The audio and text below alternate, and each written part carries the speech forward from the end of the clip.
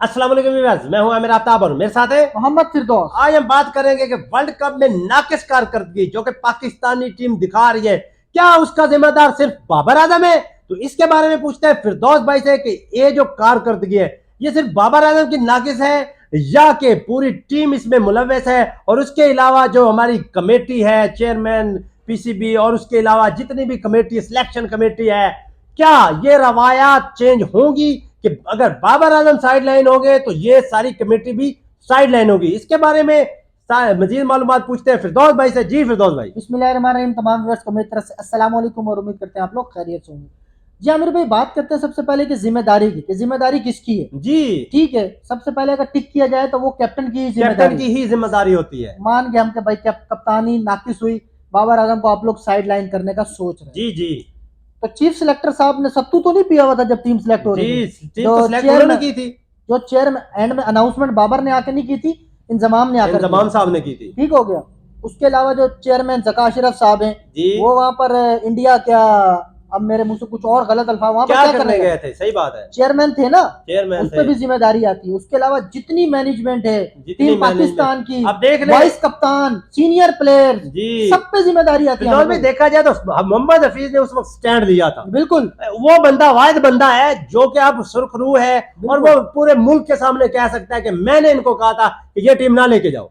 भाई, अच्छी बात है, वो साइड पे हो गया। वो साइड पे उसने रिजाइन कर हालांकि दिया। अगले दिन शो में जो दूसरा शोएब मलिक थे, उन्होंने मिसबाह हक साहब को डायरेक्ट कह दिया था, वहां ऑन एयर कहा था कि भाईजान आप भी अब रिजाइन कर दें। आप उन्होंने कोई उस पर तवज्जो ही तो नहीं दी हंसने थी। लग गया आगे से भाई। जी देखिए आमिर भाई, जिनको सिर्फ जॉब प्यारी होती है ना, जी जी अब आगे बताओ क्या होगा आमिर भाई। ये मेरी भी एक पेशेंट गोई है। जी, ये देखिएगा, या चीफ सिलेक्टर या कोच मिसबाहुल हक को लगा देंगे, आप लोग ये देख यही बात होगी और कुछ भी नहीं और होगा। कोई तब्दीली लेकिन नहीं देखा जाए होगी, फिरदौस सिर्फ भाई, बाबर आजम पे सारा मलबा डाला जाएगा। मलबा क्यों डाला जा रहा है, यही बात मैं ये आपसे रिवायत तब्दील होनी चाहिए। अगर बाबर आजम आमिर भाई तब्दील होना चाहिए ना, तो हम आवाज उठाते हैं कि जो चीफ सिलेक्टर है इंजमामुल हक साहब, वो 25 लाख रुपए किस चीज का किस चीज के ले रहे हैं? उनको भी हटाएं। उसके अलावा पूरी मैनेजमेंट टीम की हटाएं। जका अशरफ साहब को भी रिजाइन कर देना चाहिए फिर। जी सही बात है। फिरदौस भी देखा जाए तो ये अगर बाबर आजम, क्या अकेला बाबर आजम की ये गलती है? ये नहीं है बाबर आजम की गलती। बाबर आजम के साथ जो सिलेक्ट किए गए सीनियर प्लेयर्स को जो भी पर्चियां भेजी गई हैं वो सिर्फ बाबर आजम की पर्चियां नहीं थी। ठीक है, उसने अपने दोस्त लेके गया है, लेकिन उसके दोस्तों ने भी उस लेवल का नहीं उसको करके दिखाया। आपकी बात ठीक है आमिर भाई, दोस्तों वाली। जी, अब एक प्लेयर है, वो 3 साल से टीम के साथ है, छोटी टीमों से खेल रहे हैं, बड़ी टीमों से खेल रहे हैं, परफॉर्मेंस दे रहे हैं, सही बात है। ठीक हो गया। जाहिर है कप्तान तो उसी पे कॉन्फिडेंस करेगा ना। कॉन्फिडेंस करेगा, एक नए बंदे को टीम में लाने के बजाय वो उस पुराने पे कॉन्फिडेंस करेगा जो परफॉर्मेंस दे रहा है। सही बात। अब अगर इमाद वसीम को वो नहीं लेके गए तो नवाज उनके साथ फॉर्म में था, वो कर रहा था, उसके साथ चल रहा था। लेकिन जो पर्चियां भेजी गई थी, जैसा अब इमामुल हक साहब पर्ची थे, वसीम जूनियर साहब पर्ची थे, वो पर्ची, उसके अलावा ये उसामा मीर भी पर्ची, शताब खान पर्ची, ये पर्चियां कहाँ से आ गई? ये भी तो पर्चियां थी ना ये जो आई हैं। तो ये मैनेजमेंट ने भेजी है, ये कोई बाबर आजम सबने सारे बाबर आजम के फैसले नहीं माने गए, कुछ मैनेजमेंट के भी माने गए। तो मैनेजमेंट को भी इस लिस्ट में लाओ और उनसे भी हिसाब लो। और बाबर आजम की आमिर पे वो जो अच्छाइयां थी वो सब पूरी आवाम भूल गई है। अगर बाबर आजम ने स्टैंड लिया सऊद शकील को, तो इंजमामुल हक ने आमिर भाई 17 में नहीं रखा था, नहीं किया था। ये बाबर आजम ने अच्छा फैसला उठाया आमिर भाई, हम और ज्यादा एक्सपोज हो जाते। सही बात है। सऊद शकील, मैं भी कहता हूँ आमिर भाई, शफीक को भी नहीं लेके जा रहे थे। सऊद शकील, अगर आमिर भाई ये अफगानिस्तान वाला मैच है, जिस टाइप की बॉलिंग हो रही थी, तो सऊद शकील जैसा बैट्समैन ही था आमिर भाई, वो 25 वहां पे कर गया, 25-30 रन कर गया। आगा सलमान होता एक्सपोज हो जाता। ये आगा सलमान क्या, वो भी पर्ची है।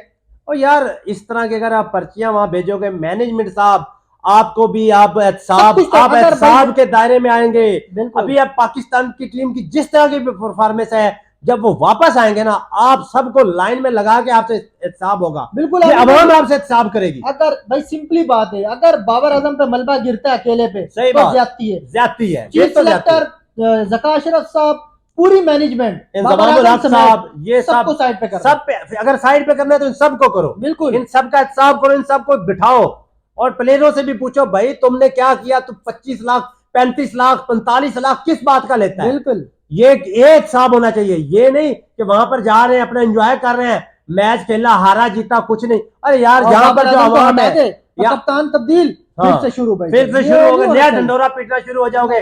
नया कप्तान बना है, फिर 2-4 सीरीजें कहेंगे नया नया कप्तान है, अब नए नए काम हाँ, करेगा। बिल्कुल। अरे भाई ये कब तक चलेगा? नहीं। ये अवाम को कब तक बेवकूफ बनाओगे आप सही लोग? बात है। हमारे टैक्स जो है ना उनसे आप तनख्वाह लेते हो। बिल्कुल। ये अवाम जो आपको टैक्स देकर आपकी तनख्वाह भेज, और आप क्या कर रहे हो वहां पर, क्या परफॉर्मेंस दे रहे हो? इस तरह का अगर आप हमारे टैक्स लेकर हमारा पैसा खाकर आप इस तरह का परफॉर्मेंस दोगे ना, तो आपको भाई एहतसाब देना पड़ेगा हमारे सामने। बिल्कुल। ये पूरी अवाम आपसे एहतसाब लेगी। बिल्कुल। आप वापस आएंगे ना तो आपको चूमेगा कोई भी नहीं। सही बात है।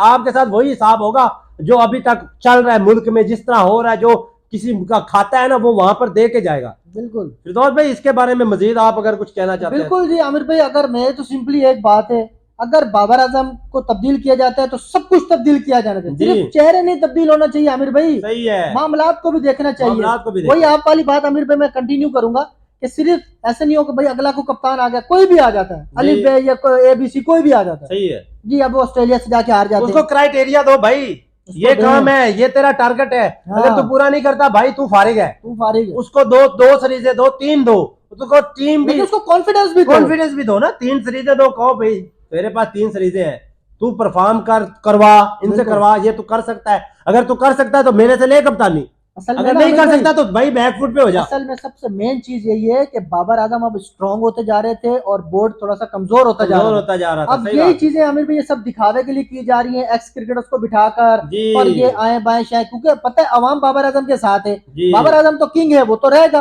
भाई, वो बात। बैट्समैन है, वो परफॉर्म करता है। जी। जैसे वसीम अकरम थे आमिर भाई, अब वो तब्दील तो नहीं होते जितनी थे ना। भी ये तब्दीलियां कर ले, बाबर आजम ने टीम में ही रहना है। बिल्कुल। टेस्ट हो, T20 हो, वनडे हो। वनडे हो, वो टीम में रहेगा।